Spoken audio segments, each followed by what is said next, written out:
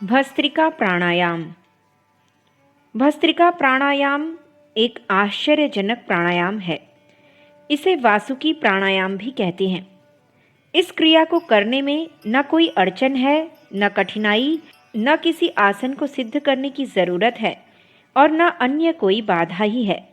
इस क्रिया में अन्य प्राणायामों की तरह आसन, बंध, मुद्रा, रेचक, पूरक का अनुपात, आहार विहार की नियमितता आदि की पाबंदी नहीं है। इसमें किसी प्रकार की हानि होने की भी आशंका नहीं है।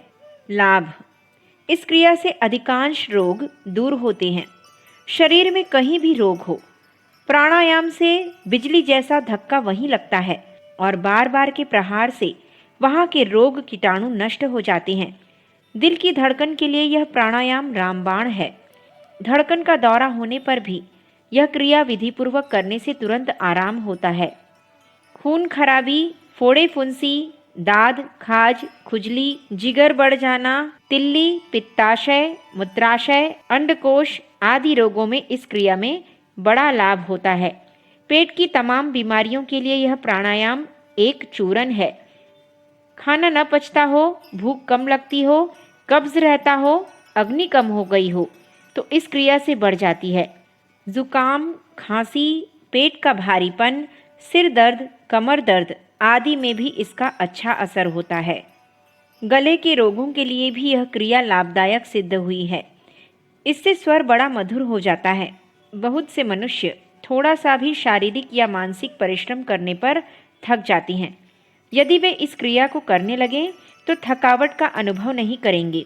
मेरे कार्यालय के अनेक व्यक्ति दिन भर काम करने के बाद शाम को बड़ी थकावट मालूम करने लगते थे। मैंने उनसे थोड़े दिन यह प्राणायाम कराया। उनको अभूतपूर्व लाभ हुआ। फिर तो चाहे जितनी देर शाम को या रात में काम करना पड़े, वे हतोत्साह नहीं होते थे। इस क्रिया से आलस्य, सुस्ती, ढीलापन, दीर्घ सुस्तता नहीं रह जाती है। हमारे आयु की माप वर्षों में नहीं होती है, बल्कि श्वासों की संख्या पर निर्भर है। मान लीजिए कि एक मनुष्य की आयु 50 लाख श्वास है। वह चाहे तो इसको 50 वर्ष में लेने या 100 वर्ष में लेने या जल्दी जल्दी श्वास लेकर 20 ही वर्ष में कुल संख्या पूरी कर ले। साधारण स्वस्थ मनुष्य को 1 मिनट में 12 से 14 श्वास लेना चाहिए। यदि इससे अधिक लेते हैं तो आपकी आयु कम है, और यदि 12 से 14 से भी कम लेते हैं तो आप दीर्घजीवी होंगे। जो प्राणी जल्दी जल्दी श्वास लेते हैं वह थोड़े दिन ही जीते हैं। योगी लोग श्वासों की मात्रा कम करके दीर्घजीवी हो जाते हैं। यूं योगी अधिकतर समाधि में रहता है। उसकी श्वास उतनी देर तो चलती नहीं और उसकी उतने समय की आयु बढ़ जाती है। इस भस्त्रिका प्राणायाम में श्वास प्रश्वास की गति बहुत थोड़ी हो जाती है। कभी कभी तो 10 से 12 श्वास प्रति मिनट से भी कम हो जाती है। इसके साथ योग की कुछ गुप्त क्रियाएं की जाती हैं, जिससे श्वास प्रश्वास की गति 3-4 प्रति मिनट हो जाती है। इस भस्त्रिका प्राणायाम से बढ़ी हुई श्वास की गति सामान्य स्तर पर आ जाती है और यही कारण है कि मनुष्य की आयु बढ़ जाती है। हमारे मकान पर एक पंडित जी रहते थे। वे गीता व रामायण के बड़े भक्त थे और बड़े अनासक्त भाव से रहते थे। एक बार उनको बुखार आने लगा और फिर खांसी भी शुरू हो गई। उन्होंने दवा लेना अस्वीकार कर दिया। 2 मास बीत गए। वे रात भर बैठे खांसा करते। लोग कहते थे कि पंडित जी को यक्ष्मा हो गया है। धीरे धीरे वे कमजोर होने लगे, मगर किसी के आग्रह पर भी औषधि का प्रयोग नहीं किया। उनका कहना था कि वनस्पतियों में भी जान होती है और एक जीव की रक्षा के लिए दूसरे जीव की हत्या क्यों की जावे। दैव योग से उन्हीं दिनों श्री बद्रीनाथ धाम से एक महात्मा पधारे और हमारे यहाँ ठहरे। उन्होंने कहा कि अच्छा, मैं एक क्रिया बताता हूँ, उसका अभ्यास करो। इससे लाभ भी होगा और किसी की हत्या भी न होगी। उन्हीं महात्मा ने यह विचित्र प्राणायाम बतलाया और इसका लाभ बताया। पंडित जी ने इसका अभ्यास शुरू कर दिया। दिन में 4 बार यह क्रिया करते। धीरे धीरे वे स्वस्थ होने लगे और 1 मास में किसी रोग का नाम नहीं रहा। उनका वजन काफी बढ़ गया। फिर तो यह क्रिया दैनिक क्रिया हो गई। लेखक ने भी यह क्रिया बहुत दिनों तक करके अपूर्व लाभ उठाया है।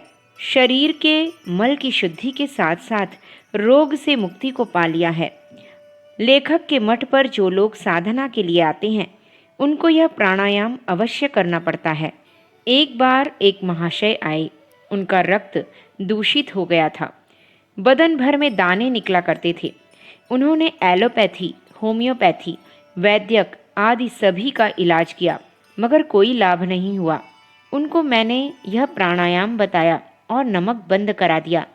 2 दिन में ही दानों का रंग बदल गया। 1 सप्ताह में रोग भागने लगा और 21वें दिन वे बिल्कुल स्वस्थ हो गए। हमारा जिला हिमालय की तराई में बसा है और जंगली प्रांत है। यहाँ का जलवायु अति दूषित है।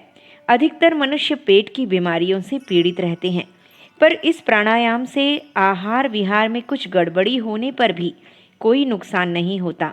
शरीर में सदैव फुर्ती बनी रहती है। यह प्राणायाम कुछ लोगों के लिए वर्जित भी है। जो लोग यक्ष्मा के दूसरे स्टेज में पहुंच गए हैं और जिनका श्लेष्मा रोग कीटाणु युक्त हो गया है, उनको यह क्रिया नहीं करना चाहिए। यह क्रिया उनके रोग को और बढ़ाती है।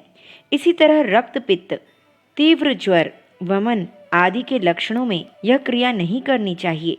जो लोग अति रति क्रिया करते हैं और संयम से नहीं रहते, उनको भी यह क्रिया नहीं करनी चाहिए। रजस्वला व गर्भिणी स्त्रियों को भी यह क्रिया नहीं करनी चाहिए।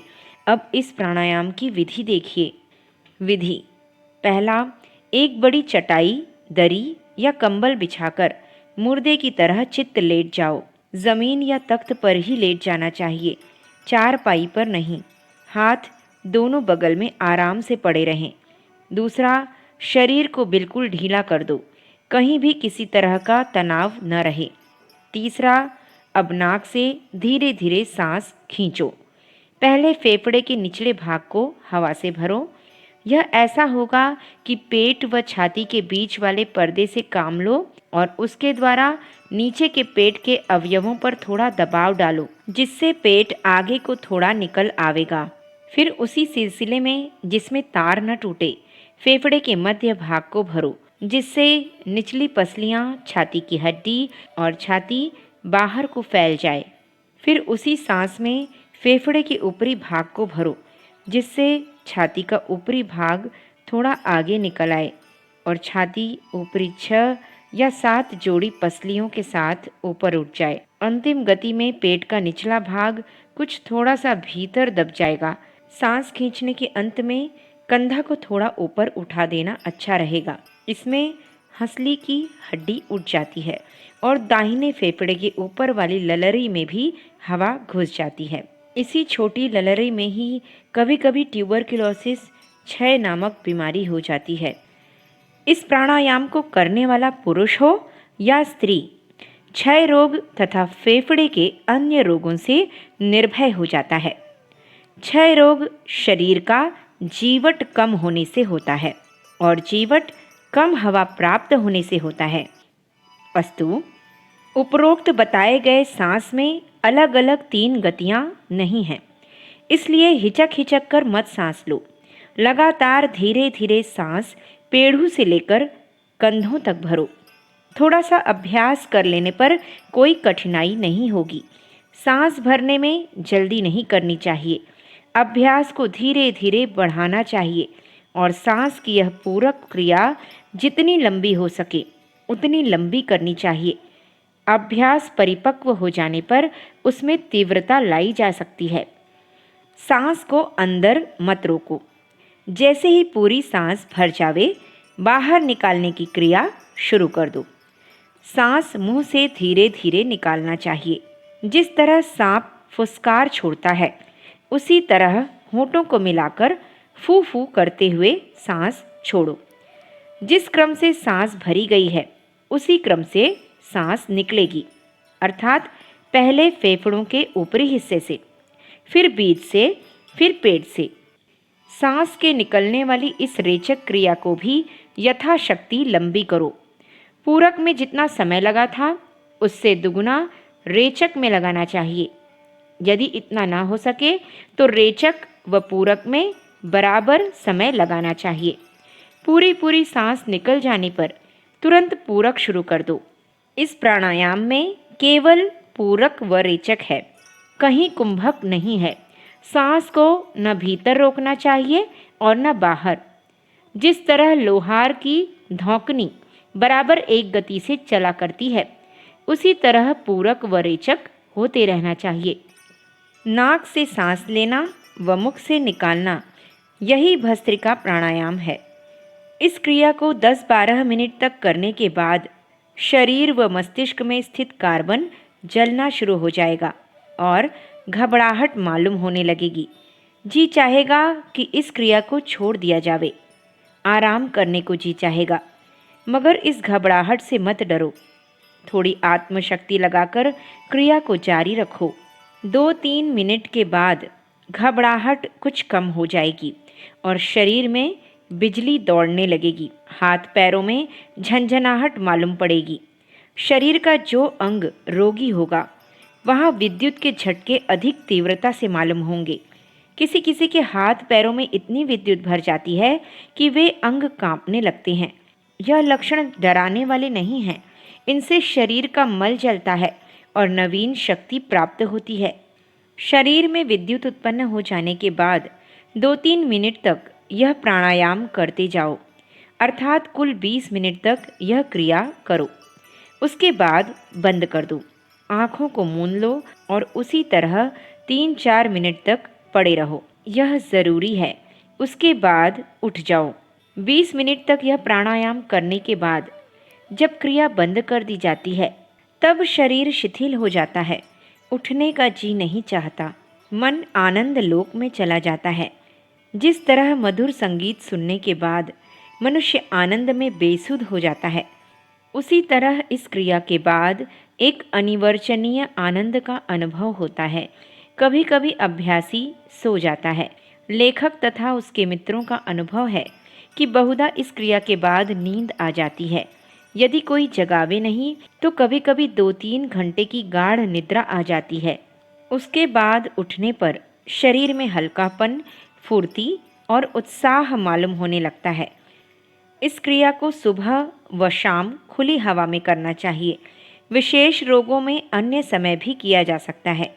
भोजन के बाद 3 घंटे तक यह क्रिया नहीं करनी चाहिए, मगर क्रिया के आध घंटे के बाद भोजन किया जा सकता है। अखंड ज्योति, अगस्त सन 1952, पृष्ठ संख्या 22, 23, 24, 25।